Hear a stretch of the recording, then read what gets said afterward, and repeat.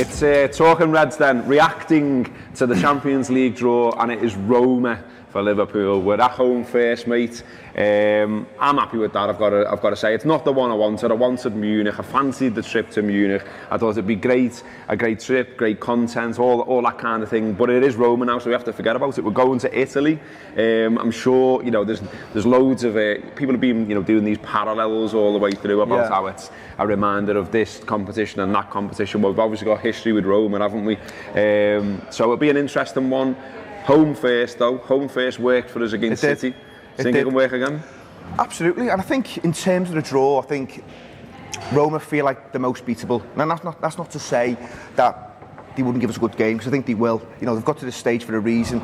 But I think if you look at the other teams, Bayern Munich, sometimes it's hard to judge their league because they seem to win it very, very convincingly every single year. They've recently just battered Dortmund 6-0, wrapped up the title. So it's hard to judge. So I was thinking, will Munich be able to kind of raise their levels maybe to kind of play us? Because from a competitive point of view, they've probably dropped off the cliff a little bit. Madrid, I didn't want Madrid, I have to say, just because I think in a one-off game, you'd fancy Liverpool against anyone. And to be fair, I would have gone in thinking we could still beat them over two legs. But they seem to get an awful lot of decisions going forward, I have to say, in recent years in European football. So I think Roma is the one where you're going in thinking we've got an unbelievable chance of making another European final. We've got to have some respect for them, I think. Though. Of course you have. Obviously, they've knocked Barcelona out. They emerged from a group which contained Atletico Madrid and Chelsea as well. So, they're no mugs, are they? I mean, we were talking about it in the office just before, and people were talking about, where they are in the league and the fact that, they lost to Fiorentina, I think, the other week and stuff like that.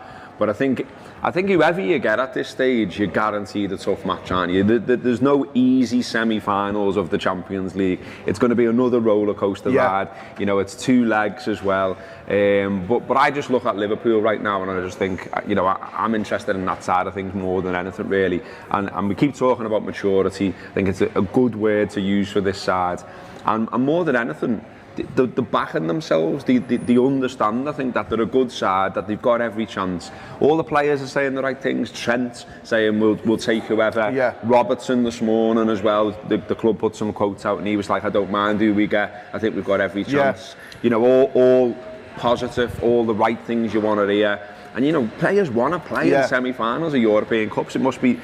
It's exciting. Isn't it? It is. It's brilliant. I think.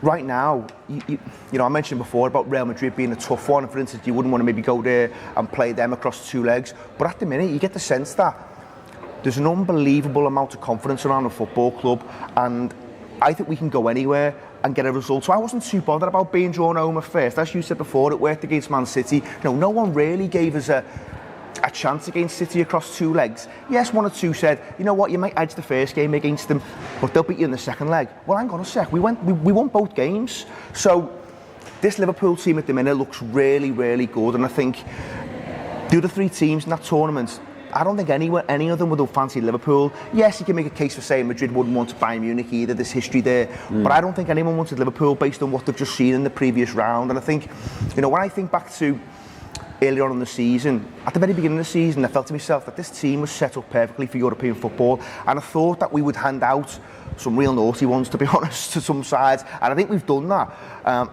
You think when we hit teams for 7, the City game, it looks like a side that's on the cusp of something really, really special. And I think back to Rafa's team, and when we were on that kind of European run there across those years, when we win it in 05, and then become the number one team in Europe. And yes, we're talking about two very, very different styles, but I think there's almost that fear factor building now. There's a bit of work to be done because we're not there yet. We've got to do it over a sustained period of time to get that almost aura, if you like. But I think teams know that we can go anywhere and cause them untold damage, the way we play football, the players we've got. And also, you just feel like there's something special happening at Craig Bellamy was talking on Sky Sports Debate Show the other day, and he said that even when he was there in 06, 07, yes, there was players who'd won the European Cup, but even the new lads who hadn't won the European Cup, they just felt that Liverpool belonged at the top of the kind of European table, European royalty, if you like. And even though there was players in that squad who were inexperienced, they fed off the fans we know, Robbo, as a group of fans, as a set of fans, we know what it takes to get over the line in European competition. And I think this group of players are currently feeding off that. Yeah, there's lads there who haven't got bucketfuls of medals, but I think we've got a manager who can negotiate a European campaign. Yes, he would have wanted to have won one by now, I should say, but he's been close. But as a set of fans, whether it's the campaign in 05, and we kind of lived and breathed it, whether you go back to 01, whether you go back to 77, 78, 81, 84, any of them, as a set, we know what it takes. And I think this group of players are feeding off that. And when you're in the ground, you sense that there's something different. You know when you're there for a league game and someone misplaces a pass or someone does something wrong, people jump on people's backs. It's not like that in European matches at the minute. It's a collective, we're all in it together. And that's why I think Roma will look at that and think, the other two teams would have been difficult, but going to Anfield, winning for that one hell of a tie. Bring on your Roma by the score. It will be a fantastic semi-final at our first leg at Anfield then, so that's one to look forward to. We've seen what we can do in terms of outside the ground and inside the ground, in terms of it making a good old school partisan atmosphere. So start revving yourself up. We're going to be previewing this all the way along. We'll be involved in this journey all the way. Wherever Liverpool go, we'll be there. Really looking forward to it. Really exciting time to be a Liverpool fan. We've got a lad in on work experience this week, and he's been compiling loads and loads of information about the sides that we could have possibly got. So some quick fire facts for you about Roma. They never won the European Cup. They only appeared in one final in 1984 when they lost to the Reds, of course. It's the first Champions League semi-final appearance, and they last played Liverpool in the Champions League in the group stages in 01-02. Drew 0-0 in Rome, won 2-0 at Anfield there. Lippmann and Heskey with the goals there. Competitive record versus Roma, 1-2, drawn 2, lost 1. Any other ones here? The top scorer is Dzeko, 40% of Roma's goals. I'm presuming that's just in the Champions League.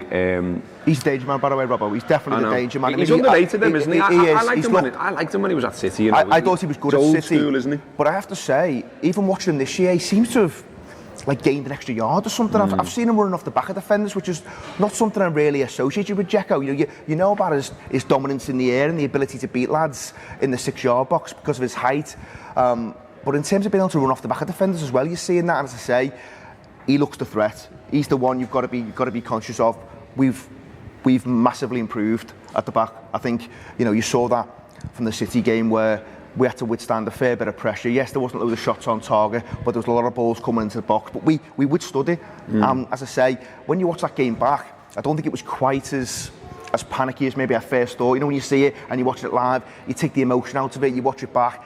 Yes, we're under pressure, but we handle it actually okay. Yeah. Lovren and Van Dijk at the minute look solid. And as I say, Lovren's taken a lot of stick. I've given him stick at times, but again, he played his part massively at the Etihad, and that's worth pointing out. So they have got danger, man. There's no doubt about it. But we've got ours as well. And fair play to Roma. I mean, to go and lose Mo Salah and then get to a European semi-final, that's not bad. Yeah, it's not bad at all. We'll be getting more into it there's an immediate reaction podcast being recorded right now. So if you subscribe to the Anfield app, you can have a listen to that. We'll obviously be talking about it in the days and weeks leading up to this tie. Loads of stuff to get excited about. We'll no doubt be getting some Roma people on the phone, having a chat with them, doing all our usual stuff around the Anfield app. So something to look forward to. In terms of Liverpool just being a good side as well, some other stuff going on. I noticed this morning that some odds have been put out there for next season in terms of the Premier League. Obviously, every season you go into it and think, could this be the one? Could this finally be our year? And we have fans, opposition fans who take the piss out of that sound. If you don't think your side can win the league when you start the season, well, more fool you. What are you in it for? Might be that you're crap, eh? But yeah, the odds have come out for next season there. Manchester City odds on, but Liverpool's second favourites right now. And then, United third, Chelsea fourth, then Tottenham, Arsenal, Everton 200 to 1. It's... But I mean that gives you a signal as well that obviously we get excited about our own side. Obviously we big up our own side, and you tell yourself stories that they're absolutely brilliant, because right now they are. But this shows you that outside the bubble as well, people are looking at Liverpool and going, these are a good side. These are home places. I've thought it for a while, Rob, to be honest. I mean, I think in terms of, if you look at some of the things that have come out of City camp over recent months, I think there's a real kind of awareness from Pep and his group of players that we're on the march here, and that we could easily be their nearest challengers next season. Right now, it's hard to say who's going to be in pole position, because I think a lot will depend on what gets done over the summer in terms of business. There's no doubt Pep will go and probably spend another 250, 300 million quid, as will Mourinho.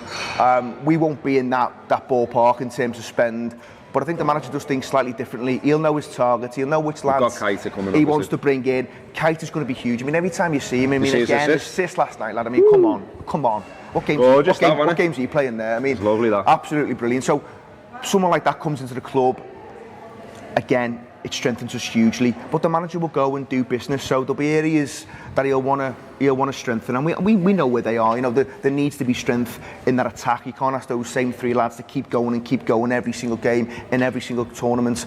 So there'll be a plan. I think, interestingly, there's not a lot of time to do business with the World Cup and stuff. The window closes earlier, so I think I'd expect to see lots of things happening quite quickly. Which will be exciting as Absolutely. well. Mo Salah then has been speaking to CNN. There's going to be an exclusive interview out there. Have a look at that. We had them in here. I mentioned it on yesterday's Talking Reds. They came in here, they spoke to us, but what was interesting as well is that we also got to have a chat with them. So they'd spent 2 days with Mo, and their content will be out in the next few days. As I say, keep an eye out for that. We'll give it a retweet and all that sort of stuff. But some of the quotes are filtering out. I mean, what was interesting for when we were speaking to them is that they just said, listen, we got every impression that he loves it here, that he wants to stay here, that he's not looking abroad or anything like that. He's more than happy quite where he is now. One of the quotes that's come out already from this little teaser is that he says that there's something very special about playing for Liverpool. The Champions League nights are special for the fans too. You can feel it on the streets. And he says the atmosphere in that first game against Manchester City was the first time I'd really seen something like that, which is amazing. So yeah, we'll put when their documentary is out there about Mo, we'll also put our podcast out there. It's worth a listen, another one to look out for. In general as well, obviously stuff going on around the Anfield Wrap like there always is today. So, you know, the City Talk show is out there, that reaction show to the draw will be out there, the Team Talk will be out there where we look ahead to Bournemouth, and what else? AFQ is out there as well. So loads and loads of stuff to have a listen to. We're going to be back in a minute with the papers. Alrighty then, we're back. Now, before we do the papers, Trent Alexander-Arnold, one of the greatest right backs in Europe. He was in here. We did a special podcast with him. It's free. Give it a listen. He's a cracking lad. And look, his reputation has gone up tenfold after his performances against Manchester City. We told you he was good. If you'd like to win a signed Trent Alexander shirt, which is lovely, look at that, because this lad is going to be a superstar. You got Jamie Carragher talking about him today, saying this lad could go on and play more games for Liverpool than I did.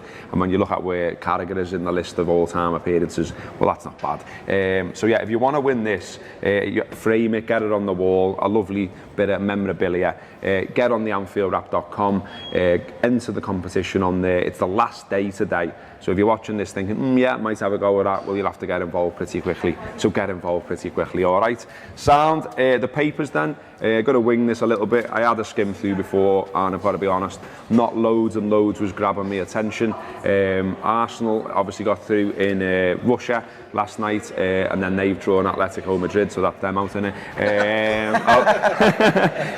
And then, yeah, there's these stories around Mo, which is sort of similar to what I was just saying before about the CNN stuff. Mo go. There's no desire whatsoever for Liverpool to let him go this summer. I mean, they did him when we were talking to CNN that, you know, clubs unsurprisingly have come knocking and have had a little sniff. But Liverpool are pretty confident that they've been keeping in touch with both the player and his agent throughout. Everyone's happy. They might be talking about some improved deal, hopefully, and that kind of thing. But yeah, don't worry about it. It's Mo loves it. He's into it. So, you know, don't worry about it. Dejan Lovren's been doing an interview. People get really fucking upset about this. I've got to cue the fume. Honestly. I've got to be honest. I don't get it, boys. I mean, look. So what? It is a man speaking to another man, and then a man writing those words, and then those words appearing in the newspaper. Just forget it. Get behind Liverpool. As we said before, he played well against City. Just stop being blurred and try being sound about the team that you've got, because the team that you've got is in the semi-finals of the Champions League and about to qualify for a second consecutive season for next year's Champions League. Just simmer, it's sound. And actually, you know, if you forget that it's Dejan Lovren, if that's what you're worried about, he's saying here, We scored 5 against one of the best teams in the world. Now they need to respect us. What's wrong with that? He's basically saying we're boss, and we are. So it's sound, isn't it? Are you fuming about that? No, it doesn't really bother me too much, to be honest. I have to say, I mean, what I would say is he's given a lot of interviews at the minute, I have to say that, but I don't see why. Maybe he does like speaking. I don't think it makes a great deal of difference. And he gave one, didn't he, before the City game, and he went and played like he did. So, yeah, let's try and forget about it. There you go, it's sound. So, you know, the recent evidence is that it helps him. I think in terms of the Mo thing you mentioned there, when someone's playing as well as he is, and he's banging in 39 goals in 44 games, people are going to take notice. People are going to come knocking on your door. Yeah, absolutely. It'd be weird if he didn't. I want to have a conversation about it. But I think the manager's made it clear. I think, no, there's no doubt for me, Mo will be here next season. If he goes and has another season like he's having now, then of course it becomes more difficult because clubs will keep knocking and keep knocking. But the best way to stop this is go and be successful. Yeah. Go and win a Champions League, go and challenge for the title, make it so that players don't want to leave your club because they know they can achieve what they want to achieve by playing for us. So that's the way to handle it. If Mo Salah's rocking round in Kiev with a medal round his neck, going nowhere, lad, he's going nowhere. Lifting big ears, he's not getting off, is he? Let's be honest. So let's do that, Let's sort that out. Yeah. That'd be great. Absolutely. The other stuff then, someone asked actually in the comments, this is proof that we read the comments. Thanks for all the comments yesterday, by the way, about us doing additional video content. Really appreciate that. We've been talking about that in-house, and we will be doing it, I think, because lots and lots of people are saying we would like to see more. So we'll get on that, and more about that soon when we have it. Okay, so this is someone in the comments was saying, you haven't talked about Harry Kane. Well, to be honest with you, I didn't quite get the fuss. I just thought, well, what are you doing? Like everyone else, I seen the ball go over his shoulder. I didn't think it touched him. It went in the back of the net, and then him and his club are making this massive fuss about claiming the goal. He's coming out with stuff about his daughter and all this, and blah blah blah blah blah. And now apparently he's a little bit upset by the reaction because obviously everyone is taking the piss. It's all over social media. Every time you see it on Twitter, there's people saying, Harry Kane did that. Like Neil Armstrong wasn't the first man on the moon, it was Harry Kane, and all this kind of stuff. And it's like the same jokes in inverted commas, are there every day right now. And it's a bit one of them, yeah, all right, leave it now. But anyway, his manager says that he's upset. Don't kill Kane there on the back of the Mail today. He's a little bit upset about the taunt over the goal that he stole. And then Andy Dunn in the Mirror today says Kane should have been too nice a guy to try to win things this way. I mean, the thing is, even with the claimed goal, he's still, I think it's 4 behind Mo in the league. Yeah, anyway. I think he's still 4 behind. So, he's got all that spit washing round in his mouth.